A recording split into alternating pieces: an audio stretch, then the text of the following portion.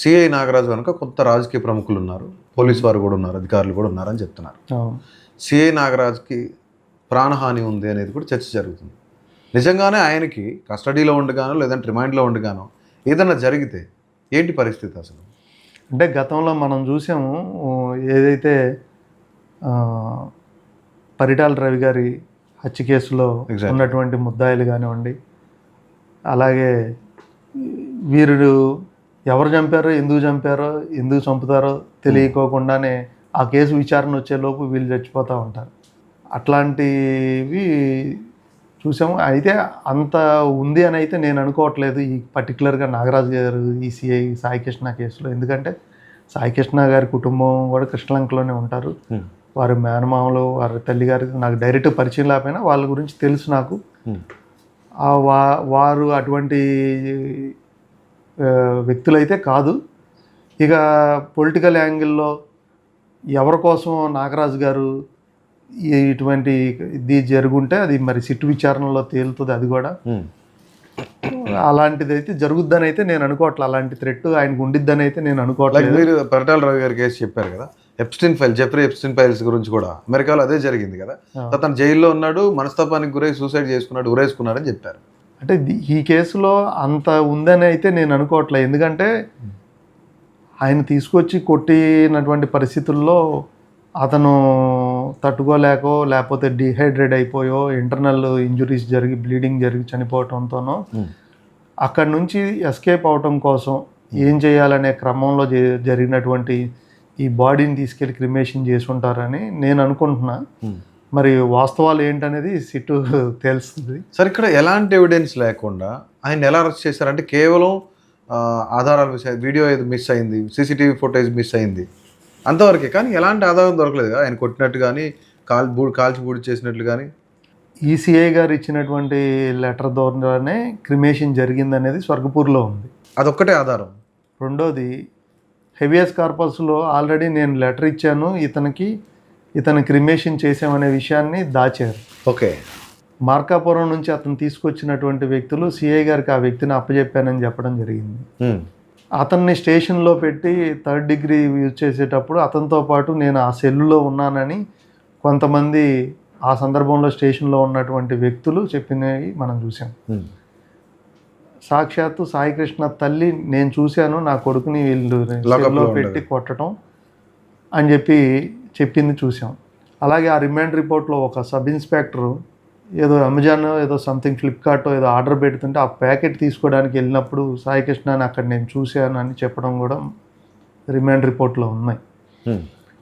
అట్లాగే CC footage అనేది వాళ్ళ విజయవాడ నగరంలో చాలా ప్రతిష్టాత్మకంగా తీసుకోవడం జరిగింది. మన విజయవాడ ఎన్టీఆర్ జిల్లా పోలీస్ కమిషనర్ గారు కూడా ప్రతి ప్రాంతంలో సీసీ కెమెరాలు పెట్టి కెమెరాలని మానిటరింగ్ చేస్తూ నేరాలను అరికట్టడం కోసం ఆయన బాగా కష్టపడుతున్నారు కమిషనర్ గారు.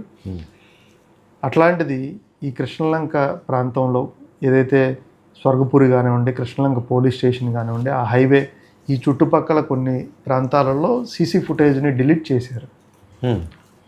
ఈ సీసీ ఫుటేజ్ని డిలీట్ చేయడంతో ఇప్పుడు ఏ నేరం చేయకపోతే డిలీట్ చేయాల్సిన అవసరం లేదు. ధైర్యంగా నేను తీసుకురాలేదు చూసుకోండి అని చూపించవచ్చు.